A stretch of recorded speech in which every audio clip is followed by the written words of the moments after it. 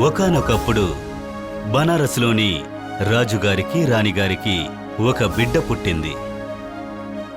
నామకరణం చేయించే రోజున 800 మంది జ్యోతిష్కులను తమ అంతఃపురానికి పిలిపించారు.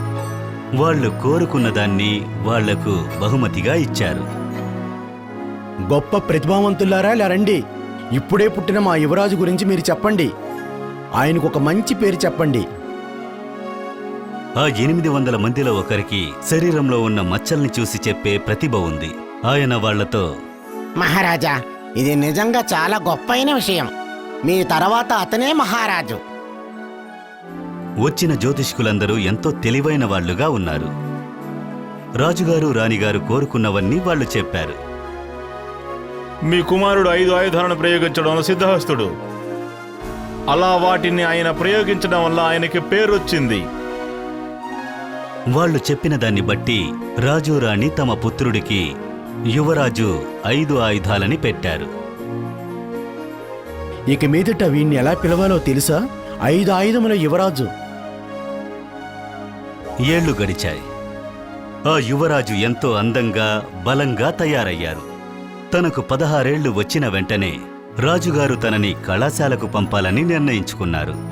కుమారా, ఇప్పుడు బడికి వెళ్లే సమయం వచ్చింది. వెంటనే తక్కశీల నగరానికి వెళ్ళు. అక్కడ ప్రపంచ ప్రఖ్యాతిగాంచిన ఉపాధ్యాయుడు ఉన్నాడు. అక్కడికి వెళ్ళి శిక్షణ పొందు. అతనికి గురుభిక్షగా ఇది ఇవ్వు. అతనికి 1000 బంగారు నాణాలనిచ్చి అతన్ని సాగనంపారు. యువరాజు సుదూర ప్రయాణాన్ని చేశారు.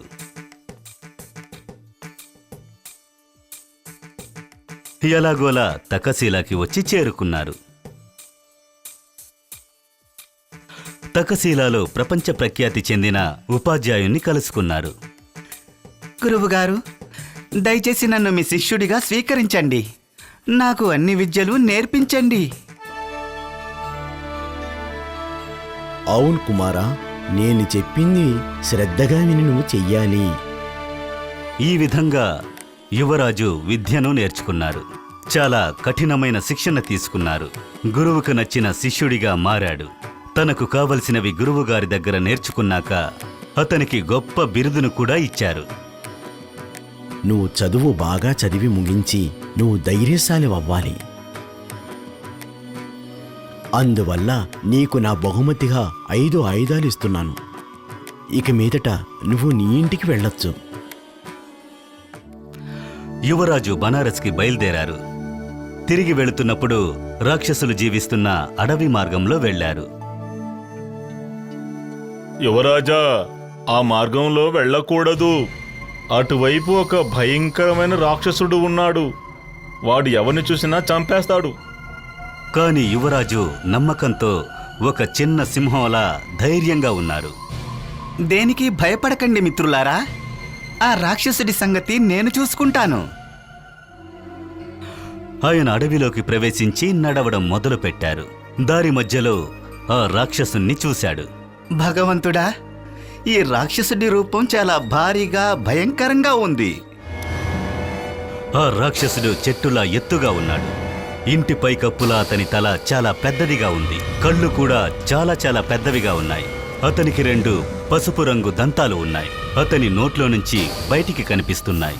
ఆ పళ్ళు చూడ్డానికి చాలా దారుణంగా ఉన్నాయి. దాని కడుపు ఎంతో పెద్దదిగా తెల్ల మచ్చలతో ఉంది. దాని చేతులు కాళ్ళు పొడవుగా ఉన్నాయి. ఆ రాక్షసుడు ఎంతో భయంకరంగా అరిచాడు. నా అడవిలో నువ్వెక్కడికి వెళతావు బాబూ? నువ్వు నా కళ్ళకు చాలా రుచి అయిన వాడిలా తెలుస్తున్నావు. నిన్ను నేను కొరికి మింగేస్తాను.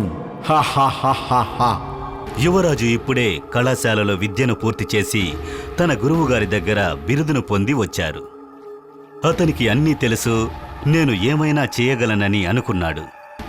వెంటనే ఆయన రాక్షసుడితో, ఇలా చూడు భయంకరమైన రాక్షసుడా, నా పేరు యువరాజు 5 ఆయుధాలు. నేనిక్కడికి నీకోసమే వచ్చాను. నీకు ధైర్యం ఉంటే నా మీద దాడి చేయి చూద్దాం. నేను నిన్ను అంతం చేస్తాను. అది నా మొదటి 2 ఆయుధాలతో. నా ధనుష్షు, విషం పూసిన నా బాణాలతో అంతం చేస్తాను. వెంటనే ఒక విషపు బాణాన్ని తీసి రాక్షసుడికి గురిపెట్టాడు. ఆ బాణం వెళ్ళి రాక్షసుడి శరీరంలో జిగురులా అతుక్కుంది. దానివల్ల అతనికేమీ కాలేదు. హో, ఇప్పుడు నువ్వు తప్పించుకుని ఉండొచ్చు. కానీ ఈసారి నేను విసరబోయే 50 బాణాలని సంధించడానికి సిద్ధంగా ఉండు. అది ఎడతెరిపి లేకుండా. వెంటనే యువరాజు ఒకదాని తర్వాత ఒకటిగా విషపు బాణాలను ఆ రాక్షసుడి మీదకు పంపాడు. అవన్నీ వెళ్లి ఆ రాక్షసుడి చర్మం మీదున్న వెంట్రుకలకు అంటుకున్నాయి. ఎందుకంటే అవి జిగురు వెంట్రుకలు కదా. వెంటనే ఆ రాక్షసుడు తన దారుణమైన తల నుంచి పాదాల వరకు ఒక కుదుపు కుదిపి బాణాలన్నిటినీ కింద పడేలా చేశాడు. అన్నీ పడిపోయాయి. ఇప్పుడు నా 3వ ఆయుధాన్ని ప్రయోగించబోతున్నాను. యువరాజు 5 ఆయుధాలు తన 3వ ఆయుధాన్ని తీశారు. అది 33 ఇంచులు పొడవుగా ఉండే ఆయుధం. దాన్ని తన శత్రువు మీదకు విసిరాడు. కాని ఆ ఖడ్గం కూడా రాక్షసుడి శరీరానికి అంటుకుంది. ఇదే నా 4వ ఆయుధం. తన 4వ ఆయుధాన్ని ఆ రాక్షసుడి మీదకు విసిరాడు. అది కూడా అతని శరీరానికి అతుక్కుంది. ఇదే నా చివరి ఆయుధం. భగవంతుడా, దయచేసి నాకు సహాయం చేయండి. అతని దగ్గరున్న 5 ఆయుధాలలో చివరి ఆయుధంతో ఆ రాక్షసుడి మీద దాడి చేశాడు. అది కూడా వెళ్లి తన జిగురుగా ఉన్న వెంట్రుకలకు అంటుకుంది. ఏంటి రాక్షసుడా, నా గురించి ఎవరి దగ్గర అడిగి తెలుసుకోలేదా? నేనే యువరాజు 5 ఆయుధాల్ని. నా దగ్గర ఇప్పుడు 5 ఆయుధాలు లేకున్నా పర్వాలేదు. నేనింకా యవ్వనంతో బలంగానే ఉన్నాను. నేను నిన్ను ముక్కలు ముక్కలుగా చేసి పారేస్తాను. తన కుడి చేతితో రాక్షసుణ్ణి కొట్టాడు. కాని తన చెయ్యి ఆ రాక్షసుడి జిగురు లాంటి వెంట్రుకలకు అతుక్కుంది. వెంటనే ఎడమ చేత్తో కొట్టాడు. అది కూడా వెళ్లి అతని జిగురు లాంటి వెంట్రుకలకు అతుక్కుంది. కుడి కాలితో కొట్టాడు. ఎడమ కాలితోనూ కొట్టాడు. అతని 2 కాళ్ళు కూడా అతని చేతుల్లాగే అతుక్కున్నాయి. వెంటనే తన తలతో ఆ రాక్షసుణ్ణి వీలైనంత గట్టిగా కొట్టాడు. ఆ తర్వాత అతని తల కూడా అతుక్కుంది. రాక్షసుడి శరీరంలో 5 చోట్ల ఇరుక్కుని అతని శరీరం మీద నుంచి వేలాడుతున్నా ఆ యువరాజు కొంచెం కూడా భయపడలేదు. వెంటనే ఆ రాక్షసుడు, ఇది నిజంగా చాలా వినోదంగా ఉందే. వీణ్ణి చూస్తే మనిషిలాగా లేడు, సింహంలాగా ఉన్నాడు. నాలాంటి భయంకరమైన అసురుడను ఒంటికి అతుక్కుని ఉన్నాడంటే వీడు కొంచెం కూడా భయపడలేదు. ఇంతకాలంగా ఈ అడవిలో నేను ఎంతో మందిని చంపుకు తిన్నాను. అయినా ఇలాంటి యువరాజు లాంటి వాడిని, ప్రత్యేకమైన వ్యక్తిని ఎప్పుడూ చూడనూ లేదు. వీడే నన్ను చూసి భయపడడం లేదు. యువరాజు 5 ఆయుధాలు మామూలు మనుషుల్లా ఉండకపోవడం వల్ల అతన్ని తినడానికి రాక్షసుడికి భయం వేసింది. వెంటనే అతన్ని చూసి, యువకుడా, నన్ను చూసి భయపడడం లేదు. నేనింతకుముందు ఎంతో మందిని చంపాను. అయినా నీలాంటి ధైర్యశాలిని ఈరోజు వరకు నేను చూడనూ లేదు. చెప్పు, నువ్వెలా ఇంత ధైర్యంగా ఉన్నావు? నేను మరణాన్ని చూసి ఎందుకు భయపడాలి? ఏమాత్రం అనుమానం లేదు. ఈ భూమి మీద పుట్టిన వాళ్ళు ఏదో ఒక రోజు గిట్టక తప్పదు. తర్వాత రాక్షసుడితో యువరాజు, నా గురువుగారు నాకిచ్చిన ఆ 5 ఆయుధాలు ఈ రాక్షసుడి ముందు పని చేయకుండా ఎలాంటి ప్రయోజనం లేకుండా పోయాయి. నాలో ఉన్న నా శక్తి కూడా నన్ను పూర్తిగా మోసం చేసింది. నేను నా గురువును మించి ఆలోచించి తీరాలి. నా మెదడు అన్న ఆయుధంతో నా శరీరానికి మించిన బలాన్ని చూపించాలి. అదే నాకిప్పుడు కావలసిన ఒకే ఆయుధం. యువరాజు జిగురు వెంట్రుకలతో మాట్లాడుతూ ఉన్నారు. నాకింకో ప్రత్యేకమైన సామర్థ్యం ఉంది. దాని గురించి నేను ఇంకా నీతో ఏమాత్రం ఒక చిన్న ముక్క కూడా చెప్పలేదు.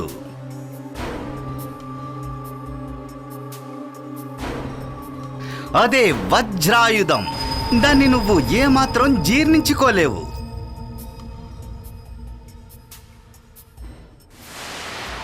నువ్వు తెలివి తక్కువ పని చేసి నన్ను మింగాలనుకుని నేను గనుక చనిపోయాననుకో, నువ్వు చనిపోతావు. అందువల్లనే నాకు నిన్ను చూస్తే ఏమాత్రం భయం లేదు. ఆ జిగురు వెంట్రుకలు ఉన్న రాక్షసుడికి అర్థమయ్యేలా తన తెలివితేటల్ని ప్రయోగించారు. అన్ని ఆయుధాల కంటే గొప్ప ఆయుధం తనలో ఉన్న ఆ తెలివితేటలేనని అతను అర్థం చేసుకున్నాడు. ఆ రాక్షసుడు వెంటనే, సందేహమే లేదు, ఈ భయపడని యువకుడు నిజమే చెప్తున్నాడు. ఇంత ధైర్యవంతుడు. ఈడి ఒంటిలో నుంచి నేను చిన్న మాంసం ముక్క కూడా తిన్నా అది అసలు నాకు జీర్ణమే కాదు. అందువల్ల వీణ్ణి నేను వదిలేస్తున్నాను. అది చనిపోతామని భయపడి యువరాజు 5 ఆయుధాల్ని అది వదిలేసింది. నువ్వు ఒక ధైర్యమైన వీరుడివి. నేను నిన్ను తినను. నేను నిన్ను వదిలేస్తున్నాను. నువ్వు వెళ్ళొచ్చు. దానివల్ల గ్రహణం విడిచిన తరువాత చంద్రుడు ఎంత ప్రకాశవంతంగా ఉంటాడో దానిలాగే నువ్వు ప్రేమగా నీ స్నేహితులతో మీ చుట్టాలతో నువ్వు సంతోషంగా ఉండాలి. అన్నిటికంటే గొప్ప ఆయుధం మనలో ఉన్న తెలివితేటలేనని యువరాజు బాగా అర్థం చేసుకున్నారు. దాని ముందు ఏదీ పనికిరాదు. విశ్వాసాన్ని బయటపెట్టి ఆ రాక్షసుడికి బుద్ధి చెప్పాడు. ఇలా చూడు రాక్షసుడా, నువ్విలా రక్తాన్ని పీల్చి మాంసాన్ని తినే రాక్షసుడిగా ఎందుకు పుట్టావో తెలుసా? చెప్తాను, తెలుసుకో. పునర్జన్మలో నువ్వు చేసిన లెక్కలేనన్ని పాపాలు, దుష్ట కార్యాలు, వాటి వల్లనే ఇలా పుట్టావు. అది ఖచ్చితంగా నీకు ఎనలేని కష్టాలనే కలిగిస్తూ ఉంటుంది. అది నిన్ను వదలకుండా పీడిస్తూ నిన్ను వెంటాడుతూ ఉంటుంది.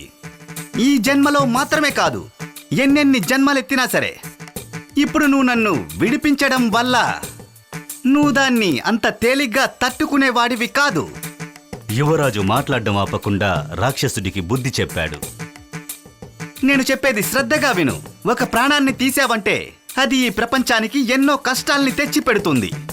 ఆ తర్వాత నువ్వు నరక లోకంలో ఒక జంతువుగానో, పక్షిగానో, ఆకలితో ఉన్న ఒక రాక్షసుడిగానో మళ్ళీ పుడతావు.